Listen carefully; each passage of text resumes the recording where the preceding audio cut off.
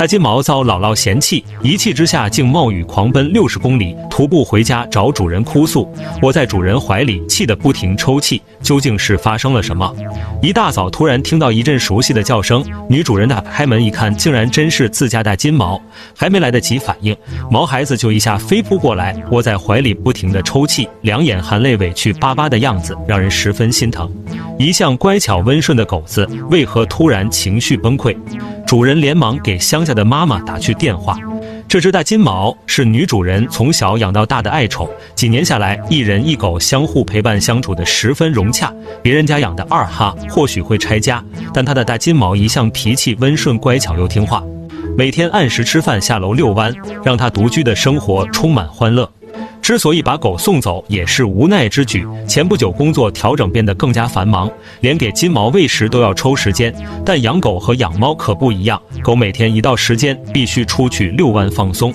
以前早上和晚上女主人都会按照约定准时出门，带金毛出去呼吸新鲜空气，放肆奔跑撒欢，享受广阔的大自然。但后来工作一忙，每天就连下一次楼都成了奢望。尽管心里十分不舍，但为了金毛的健康，女主人还是很下心，把狗寄养回乡下老家，准备等工作结束后再接回家。谁曾想才走了没几天，金毛就自己跑了回来。姥姥一听也十分委屈。金毛遭姥姥嫌弃，连夜冒雨狂奔60里回家哭诉，只因姥姥骂他是贪玩的饭桶。送回老家的头几天，活泼好动、聪明乖巧的大狗让姥姥爱不释手。作为全家的团宠，一天2顿按时投喂，各种食物荤素营养搭配，比跟着女主人在小家时还要享受。只可惜舒服日子没过2天，姥姥犯了愁。新鲜劲儿过去以后，每天按时按点要做饭，让姥姥十分头疼。以前孩子们都在外面，一个人吃饱全家不饿，就可以偷懒不做饭。到了晚饭时间，再跟老姐妹出去跳跳广场舞，活得丰富多彩，有滋有味。自从接下照顾金毛的重任，一天2顿，顿顿不能少，否则聪明的小家伙就会叼着狗盆挡在路上进行无声的抗议。姥姥只好耐着性子给安排美味的食物。晚饭过后必须出门遛弯至少半个小时，姥姥每次只能看着老姐妹在公园翩翩起舞。尽管心里有怨言，但该做的饭还是一顿不落。毕竟长得油光水滑、高大帅气的金毛，谁能不爱？性格温顺的小家伙，平时十分乖巧，撒娇打滚的样子很讨人喜欢。就连附近的邻居都直夸姥姥养得好。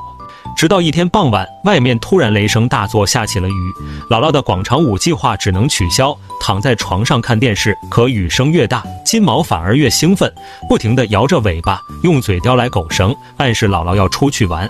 见姥姥没反应，就咬着姥姥的裤腿拼命往外拖。外面正下着雨，姥姥被气急了，就吐槽他是贪玩的饭桶，能吃又爱玩。这话一出，金毛被揭了老底，嘴角瞬间耷拉下来，掉头就走。